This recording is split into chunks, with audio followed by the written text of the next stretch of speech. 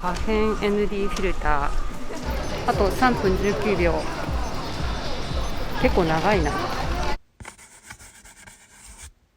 どうも皆さんこんにちは。今日は ND フィルターの話なんですけど、今回は普通あんまり使うことないんじゃないかなっていうちょっと数値の高い ND フィルターを使って試写をしてみました。というわけでその試写の様子をシェアしたいと思います。今回 ND8000 と ND16000 っていう高めの数値の ND フィルターを使ったんですけど、1枚の ND フィルターを使ったわけではないです。2枚の ND フィルターを重ねて使いました。まず1つ目が健康の ND400 です。これね、昔私が初めて買った ND フィルターです。風景写真用に買いました。で、2つ目が H&Y の可変 ND で ND3 から ND1000 まで調節できるものです。この H&Y の可変 ND、便利な特徴がある製品なのでちょっと簡単に紹介します。まずこれ ND3 から1000ということで調節できる幅が広いです。それからこれ CPL フィルターも内蔵されてます。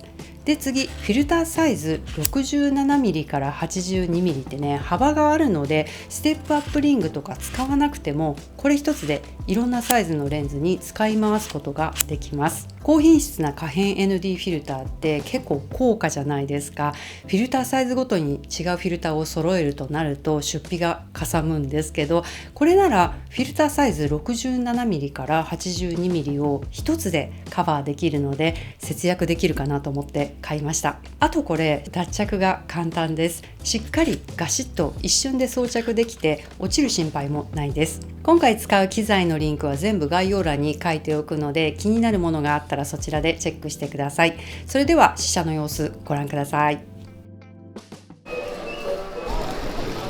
今回は大きい数値の ND フィルターを使って太陽が真上にあるような時間帯に通行人を消すことができるのかっていうのをやってみました。こんな感じで途絶えることなく人が歩いているっていう状況です。本当はね、もっと通行人が多いところでテストしたくて心斎橋道頓堀のところに行ったんですけど、ちょっとねグリコの看板前のあたりのところだと人通りが多すぎて三脚立てると邪魔になりそうな感じだったので、そこからちょっと離れたところに三脚セットしました。というわけで最初イメージしてたよりも通行人の数が少ないです。今回使ったカメラはソニー α7 III、レンズが FE24mm105mmF4 です。あと今日はレリースリモコン使います。私初代のカメラの時からどのカメラにも全部こればっかり使ってます。カメラごとに差し込み口の形状が違うのでそれぞれ専用のものを買わないといけないんですけど、いろいろ機能が盛りだくさんな上に安いのでこればっかり使ってます。では撮影の準備していきます。 ND フィルターをつける前に普通の状態でシャッタースピードがいくつになるのか見てみます。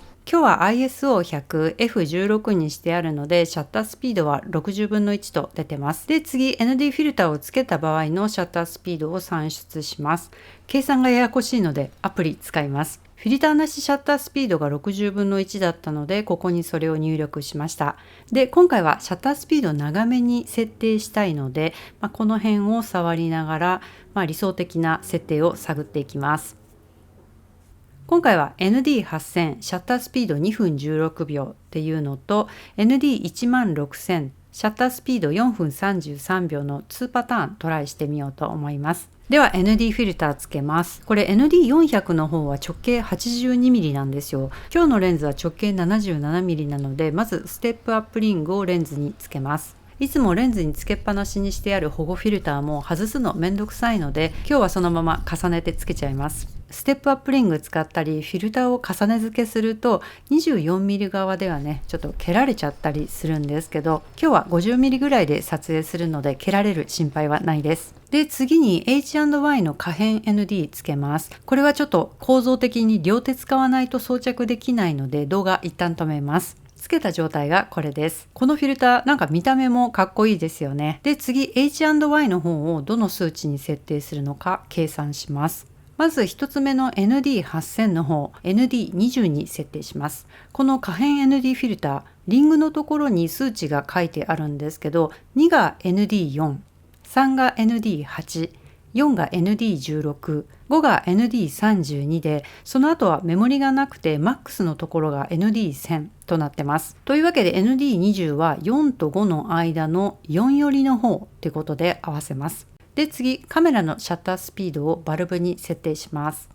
でレディースリモコンでシャッタースピードを設定します。2分16秒に設定しました。シャッターを押します。こんな感じでたくさんでもないね、まあまあ結構人歩いてます。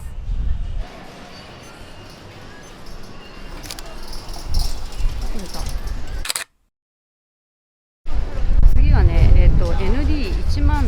6000でやってみたいと思います。5よりもちょっと強め。ここがね、もう5からマックス、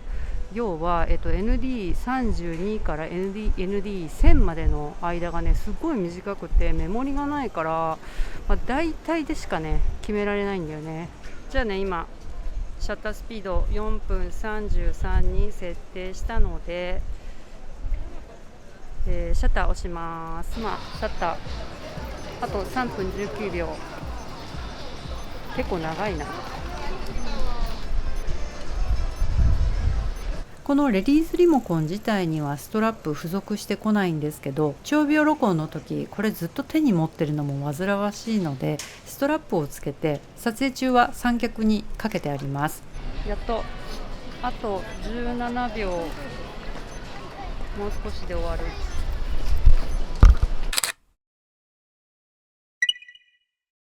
今回なんでこんなことをやってみたのかっていうと、先日こういう写真を見たんですよ。正しい名前の読み方ちょっとねわからないんですけど、アレクセイ・ティアレンコさんっていう方の写真で、通行人がモヤモヤってなってるこの写真、一体どれぐらいのシャッタースピードにするとこういう通行人のモヤモヤ感が出るのかなって思ったのが、このテストをしてみたいなと思ったきっかけでした。それと同時に単純に日中の長秒録音で通行人の姿どれぐらい消えるのかなっていうのをね、ちょっと実験してみたいなと思ってやってみました。今まで風景撮影とか動画の撮影で ND フィルター1枚で使ったことはあったんですけど、今回みたいな2枚重ねっていう使い方は初めてでした。で今回の結果、ちょっと2枚並べてね小さく見てみるとそんなに差がないように見えるんですけど、拡大してみると ND8000 シャッタースピード2分強のものの方が人間の残像がね少しふんわり残ってます。で長秒録音で通行人の姿は消えるのかってとこなんですけど、今回のように通行人が断続的に通り過ぎていく場合、